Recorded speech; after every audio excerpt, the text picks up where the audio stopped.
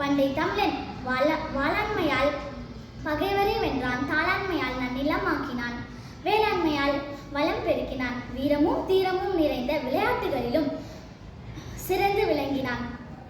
ஏறு தழுவுதல், சிலம்பாட்டம், வில்வித்தை, மற்போர் முதலான இக்கலைகள் தமிழர்களின் வீர கலைகளாக விளங்குகின்றன.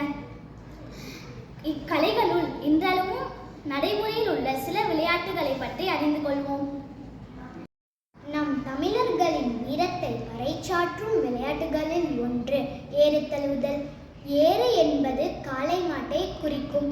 ஏறு தழுவுதல் என்றால் காளை மாட்டை தழுவி அதன் வீரத்தை அடக்குவது ஆகும்.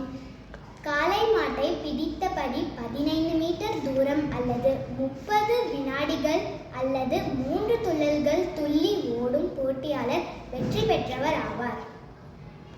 வித்தை என்பது வியப்படம் செய்யும் வகையில் நிகழ்த்தப்பட்டுள்ளது. அவற்றுள் வில்வித்தையும் ஒன்று.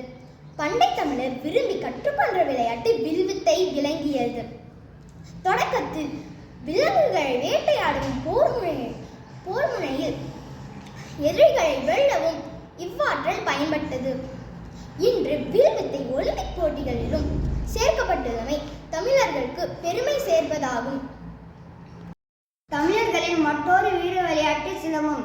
சிலம்பு என்றால் ஒலித்தல் என்பது பொருள். கம்பு சுழலும் போது ஏற்படும் ஓசையை அடிப்படையாக கொண்டு சிலம்பம் என பெயரிட்டனர்.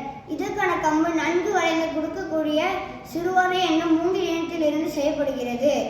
சிலம்பக்கலையில் மான் கொம்பு, பிச்சுவா கத்தி, சுருள் பட்டா, வளரி போன்ற ஆயுதங்களையும் பயன்படுத்துவர். படைக்கலங்கள் ஏதுமின்றி இருவர் ஒருவரிடம் ஒருவர் போர் செய்யும் விளையாட்டே மற்போர். மல் என்பது வலிமையை குறிக்கும். இருவர் கைகோர்த்து கால்களாலும் தலைகளாலும் இடித்து உதைத்து ஒருவரிடம் ஒருவர் போர் செய்வதே மற்போர்.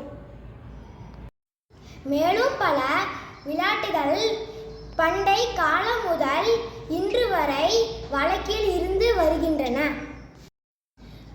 வழுக்குமரம், நீர் விளையாட்டு, கபடி போன்ற பல விளையாட்டுகளை நாம் இப்போதும் விளையாடி மகிழ்கிறோம்.